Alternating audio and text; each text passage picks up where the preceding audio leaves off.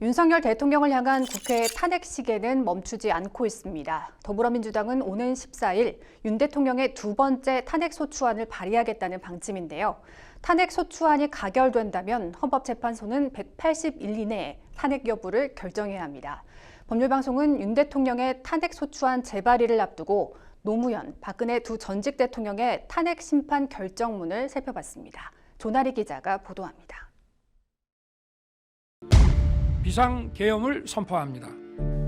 지난 3일 밤 종북 세력을 척결하고 자유 헌정 질서를 지키기 위해 비상계엄을 선포한다고 발표했던 윤석열 대통령. 하지만 이후 발표된 포고령은 종북 세력 척결보다는 일반 시민들에게 공포감을 주는 표현과 조치들로 가득했습니다. 특히 국회와 정당의 정치 활동 및 시위 금지, 언론 출판에 대한 통제는 군사 독재 시절을 연상케 했습니다. 의료인들에 대한 처단이란 표현도 논란이 됐습니다. 윤 대통령은 비상계엄 해제 후 국정 운영을 방해하는 야당에 경고하기 위한 조치였다고 주장했지만 일부 정치인들에 대한 체포와 수감을 직접 지시했다는 국정원 1차장의 증언까지 나온 상황입니다. 이외에도 비상계엄 당시 국회로 진입한 707 특수임무단을 이끌었던 김현태 단장도 국회의원을 끌어내라는 지시를 받았다고 주장했습니다. 부대원들에게 국회의사당으로 출동하라고 지시한 것이 접니다. 국회의사당에 난입한 197명의 현장 지휘관도 저입니다. 헬기를 타고 가장 먼저 국회에 도착한 것도 저희고 건물을 봉쇄하라고 지시한 것도 저희입니다. 후문과 정문에서 몸싸움을 지시한 것도 저희고 창문을 깨고 건물 안으로 들어가라고 지시한 것도 저희입니다. 다만 대통령실은 이를 부인하고 있어 향후 수사를 통해 진실이 가려질 전망입니다. 윤 대통령이 다투게 될 법적 쟁점은 크게 법률 위반과 헌법 위반으로 나뉩니다. 헌법재판소는 탄핵소추 사유로 헌법뿐 아니라 법률 위반 사실도 심사하는데 여기서 법률은 형사법에 한정되지 않습니다. 또한 위법 또는 위헌이 인정되더라도 그 위반 행위가 중대한 경우에 한해 파면을 결정합니다. 이 같은 법리는 2004년 노무현 전 대통령 탄핵 심판에 이어 2017년 박근혜 전 탄핵 심판에서도 그대로 적용됐습니다.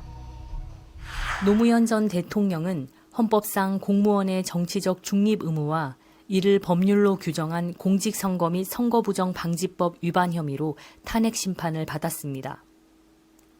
방송기자 클럽 초청 기자회견에서 국민들이 총선에서 열린우리당을 지지해 줄 것을 기대한다거나 대통령이 뭘 잘해서 우리 당이 표를 얻을 수 있다면 합법적인 모든 것을 다 하고 싶다고 한 발언이 문제가 됐습니다.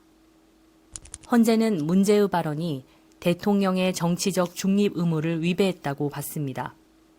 다만 발언이 이루어진 시기는 각 정당별 후보자가 특정되기 전으로 선거운동으로는 볼 수 없다고 판시했습니다. 또한 발언의 경위 역시 기자들의 질문에 수동적이고 비계획적으로 행해진 점을 감안해 헌법 질서에 역행하고자 하는 적극적인 의사를 인정할 수 없으며 직을 박탈해야 할 정도로 국민의 신임을 저버린 중대한 위법 행위는 아니라고 판단했습니다. 여기서 헌재가 언급한 헌법 질서에 역행하고자 하는 적극적인 의사는 박근혜 전 대통령 탄핵 심판에서 탄핵이 인용되는 데 결정적인 법리로 작용했습니다. 이에 재판관 전원의 일치된 의견으로 주문을 선고합니다. 주문, 피청구인 대통령 박근혜를 파면한다. 박근혜 전 대통령 탄핵 심판에서 헌재는 4가지 탄핵 소추 사유에 대해 심리를 진행했습니다. 우선 헌재는 문체부와 1급 공무원 등의 임명권 남용과 세계일보 사장 해임 등 언론 자유의 침해와 관련해 증거 불충분으로 기각했습니다. 또한 세월호 참사 대응에 있어 국민의 생명권 보호 의무와 직책 성실 의무 위반에 대해서도 대통령의 성실한 직책 수행 의무는 사법적 판단의 대상이 될 수 없어 그 자체로는 소추 사유가 될 수 없다고 판시했습니다. 반면 당시 김희수 이진성 재판관은 대통령이 직책 수행 의무 및 국가공무원법상 성실 의무를 위반했지만 그러한 사유만으로 파면 사유를 구성하기 어렵다는 보충 의견을 냈습니다. 마지막으로 최서원 씨에 대한 국정 개입 허용과 권한 남용에 대해서는 박 전 대통령이 최서원의 이익을 위해 대통령의 지위와 권한을 남용했다면서 헌법과 국가공무원법상 비밀엄수 의무, 공직자윤리법 등을 위배했다고 지적했습니다.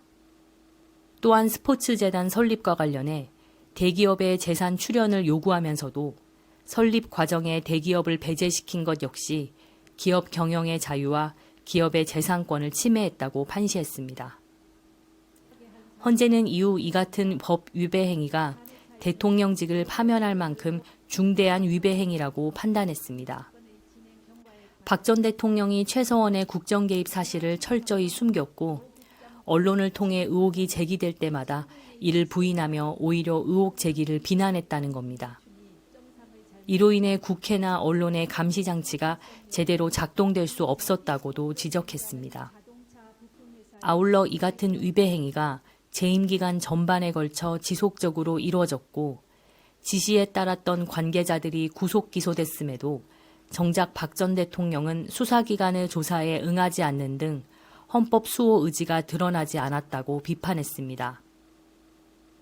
피청구인은 대국민 담화에서 진상규명에 최대한 협조하겠다고 했으나 정작 검찰과 특별검사의 조사에 응하지 않았고 청와대에 대한 압수수색도 거부하였습니다. 이 사건 소추와 관련한 피청구인의 일련의 언행을 보면 법 위배 행위가 반복되지 않도록 하여야 할 헌법 수호 의지가 드러나지 않습니다. 결국 피청구인의 위헌 위법 행위는 국민의 신임을 배반한 것으로 헌법 수호의 관점에서 용납될 수 없는 중대한 법 위배 행위라고 보아야 합니다. 피청구인의 법 위배 행위가 헌법 질서에 미치는 부정적 영향과 파급 효과가 중대하므로 피청구인을 파면함으로써 얻는 헌법 수호의 이익이 압도적으로 크다고 할 것입니다. 윤 대통령에게 제기되는 위법 위헌 사항 중 대표적인 위법 혐의는 형법상 내란입니다.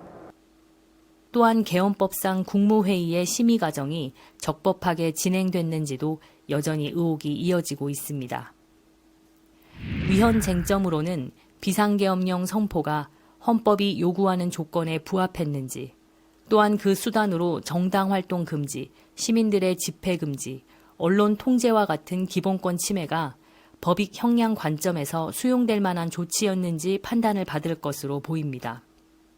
아울러 비상계엄령을 해제하려는 국회의원들의 출입을 막은 행위도 위헌 심판대에 오를 전망입니다. 법조계에서는 계엄령 선포 자체는 헌법상 위배된 조치였지만 내란 혐의와 관련해서는 적극적인 의사를 입증하기 어려울 수 있다는 의견도 나옵니다.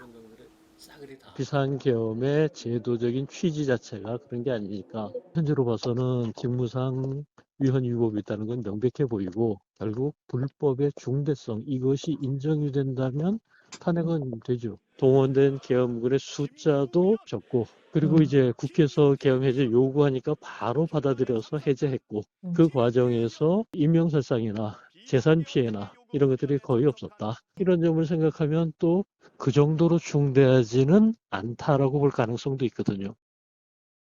국회는 14일 두 번째 탄핵소추안을 발의한다는 방침인 가운데 국회 밖에서는 치열한 법리 다툼이 전망됩니다. 법률방송 조날입니다.